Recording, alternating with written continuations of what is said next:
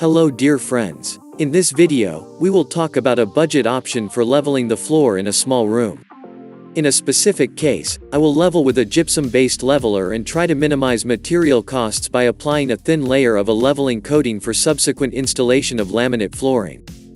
Any finishing floor covering, be it linoleum, parquet, laminate or tile, requires a solid and even base before installation.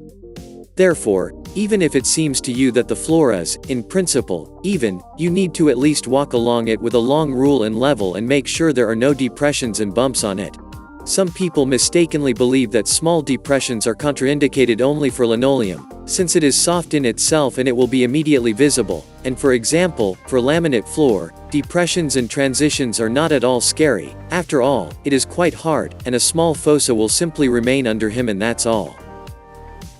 I can assure you that it is not so. Yes, the laminate covers small recesses, of course, and they become invisible. But this is only the tip of the iceberg, but the consequences of such seemingly small things can affect over time and affect the durability and appearance of the floor covering itself. Due to the defects left on the base, the floor covering can gradually begin to be damaged and prematurely wear out and lose its original appearance. For example, the recess left on the base of the floor suddenly turned out to be in the very place where the joining of the boards laid on top of the laminate covering took place. Yes, of course, some part, to compensate for the gap in this hole, will be taken by the substrate located under the laminate, but it may not save the situation as a whole.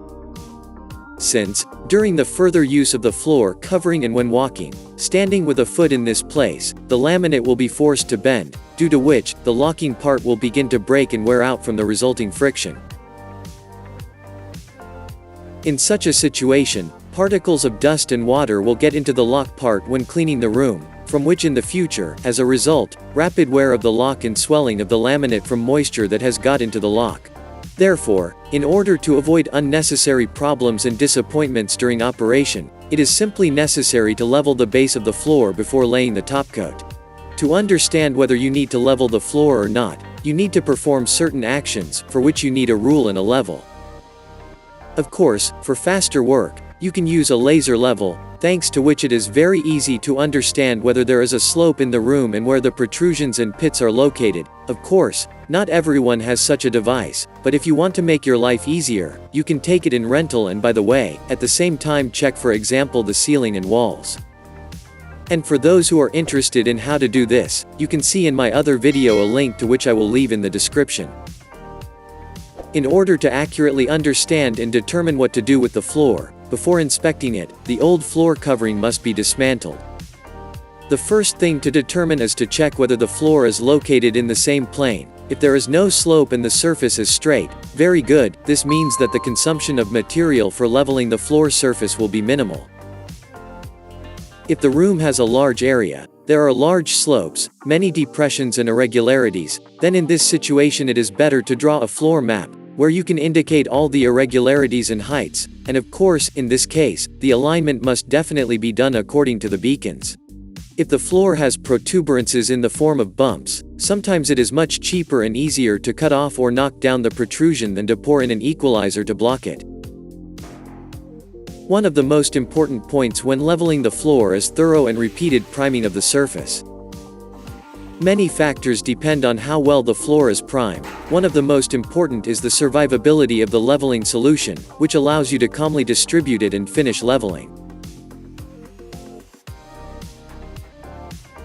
A poorly primed floor, with a high absorbency, will instantly absorb moisture from the leveling solution, the life of which is already not long, after which the solution will begin to harden very quickly, and there will be no normal distribution of the solution. I begin work with a thorough treatment of the floor with a strengthening soil, apply it several times, with intermediate drying between layers. After the survey, it turned out that the floor of the room has negative slopes at a short distance from the walls, as well as holes located in the center with differences of no more than 5 mm. In this connection, it was decided to make the initial filling of the pits, for which I used tile adhesive, since a coarse leveling or a solution of sand and cement would not allow me to fill and level with the transition to nothing. After letting the glue dry, I check the floor with the rule again, and where there are large indentations, I close them up. After that, I prime the repaired surface several times and let it dry. Now is the time to pour the finishing layer. In this case, a self-leveling finishing solution was used. I will not argue that any particular manufacturer of the leveling agent is better than others. Everyone works with what they are used to, and change the brand in the absence of such at the right time or due to the deterioration of the quality of the latter. For convenience and speed of work, I use a large container in which you can easily mix a whole bag. When mixing the solution, I personally add water a little more than the permissible upper limit indicated in the instructions. With the proportion of water, you need to be more careful and measure it, certainly not by eye. The main thing is not to overdo it with water, because with an increase in the volume of water in the solution, at the exit, when it dries, the surface of the solution may crack and sag strongly. Therefore, you should always evaluate your strength, since for the normal distribution of the solution, you need speed and at least an idea of how to properly distribute the solution poured onto the floor. The slowness and delusion that the only thing you need to do is pour the solution on the floor and it will spread on its own, since the packaging says self-leveling, can lead to the fact that you will not get the desired result. Defining a mortar as self-leveling is more of a marketing ploy. Yes, this solution probably has a self-flowing effect, in other ways, like everything liquid, but in any case, the solution needs to be helped to move. For this, needle rollers and rules are used. Having thoroughly mixed the solution with an electric mixer, I start leveling the floor. I begin to fill the floor, from the side of the window, distribute the poured solution across the room, then distribute it with a wide spatula, and then level the surface using the rule.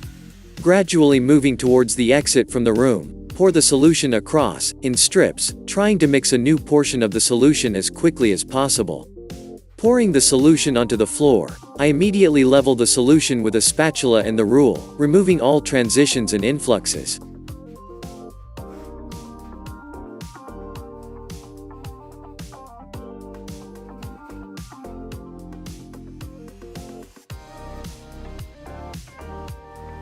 The use of a needle roller with a minimum layer of mortar, in places turning to zero, is not justified, since a lot of splashes remain from the roller, which will subsequently dry out and will need to be cleaned.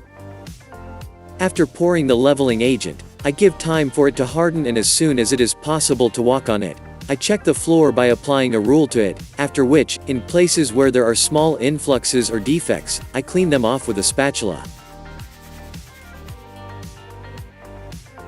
Further, the solution must be allowed to dry, and then you can start laying the flooring. In my case it will be a laminate. You can learn more about installing laminate flooring in my next video, so don't forget to subscribe to my channel. And that's all. Good luck to everyone and see you soon.